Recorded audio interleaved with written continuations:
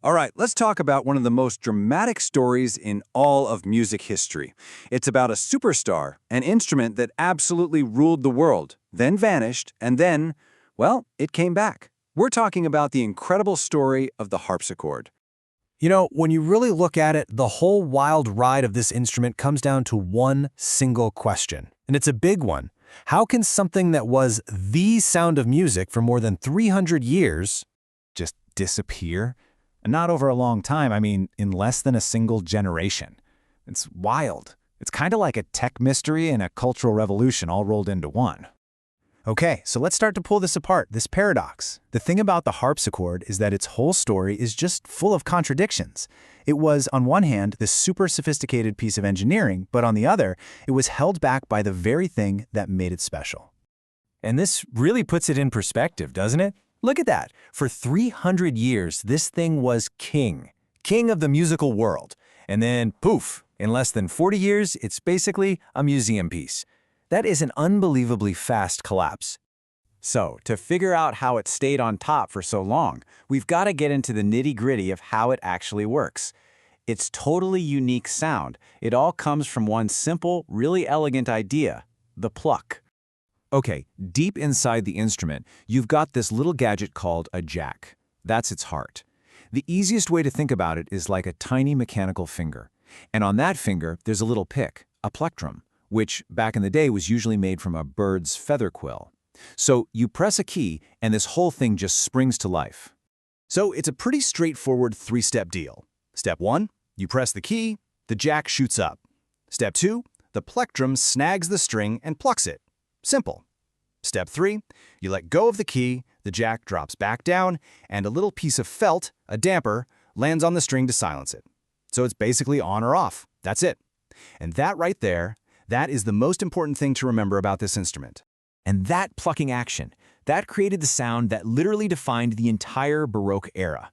You get this really bright, crisp, articulate sound. The note just explodes into existence at its absolute loudest, then it fades away pretty quickly. But here's the catch, and it's a big one. You can't change the volume. It doesn't matter if you tap the key or slam it, you get the same volume. And for the super intricate, almost mathematical music of the Baroque period, that was absolutely perfect. And let's be super clear here. This wasn't some niche, obscure instrument. No way. For centuries, this was the keyboard instrument, period. When you think of the giants, Bach, Couperin, Scarlatti, when they were composing, this is the sound that was in their heads. They were writing some of the most genius music ever made specifically for this brilliant, plucky sound. But then, everything changed. A new kid showed up on the block.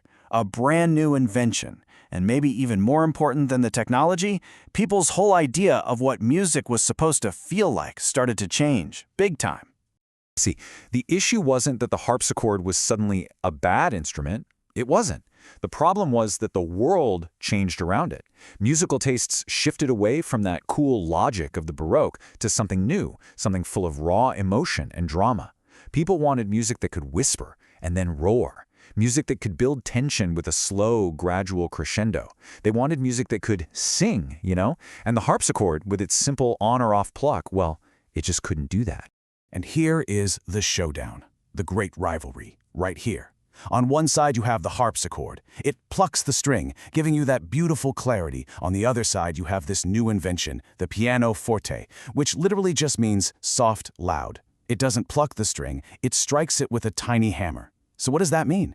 Well, you hit the key gently, you get a soft sound. You hit it hard, you get a loud sound. And that one simple change from a pluck to a strike, it was a revolution. It unlocked this entire universe of emotional expression that the new era was absolutely desperate for. And wow, was the takeover fast? Brutally fast. In about 40 years, that's it. The piano didn't just become more popular, it practically drove the harpsichord into extinction. It didn't just compete, it completely erased it. So after this epic fall from grace, the harpsichord just went silent for a long, long time. It became a relic, something you'd only see collecting dust in a museum. But then, more than 100 years later, the story takes another twist. An incredible comeback starts to take shape. If you want to know just how far this instrument fell, just listen to this. The famous composer Hector Berlioz, writing in 1844, said its sound was intolerable, not Old-fashioned, not a little tinny, intolerable. That's how people felt about it. The king wasn't just kicked off the throne, he was despised. But, every great comeback story needs a champion, a hero. And the harpsichord's hero was a woman named Wanda Landowska. She was this brilliant concert pianist from Poland, and she just fell completely in love with the harpsichord. She made it her life's mission to prove to everyone that this wasn't some dead relic.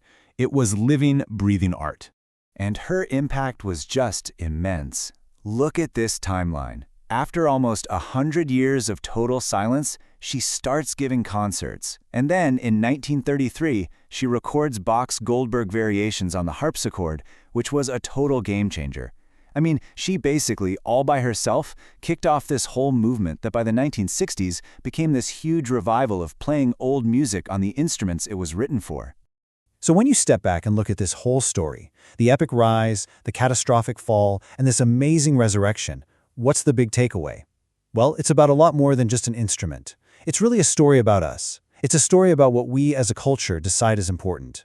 And this really nails it right here. Technology, whether it's a musical instrument or an iPhone, doesn't just exist on its own. It's tied to culture. The harpsichord was the perfect tool for what the Baroque era wanted to say, just like the piano was the perfect tool for the emotion of the Romantic era. The value of a technology isn't just in its specs, it's in how well it helps us express what we want to express. So that's the bottom line, isn't it? The harpsichord didn't disappear because it was worse than the piano. It wasn't an inferior technology. It lost because the world changed its mind about what it wanted from music. The culture started asking a new question. Can you make us feel? Can you give us drama? And the harpsichord's beautiful, clear pluck just wasn't the right answer anymore. And that leaves us with a really interesting thought, right? The story of the harpsichord is this incredible reminder that the things we think are essential or cool today, they're not permanent. It makes you wonder, doesn't it? What are the harpsichords of our time? What dominant technologies are all around us right now that might be on their way out? Not because something better comes along, but just because we as a culture start to value something different.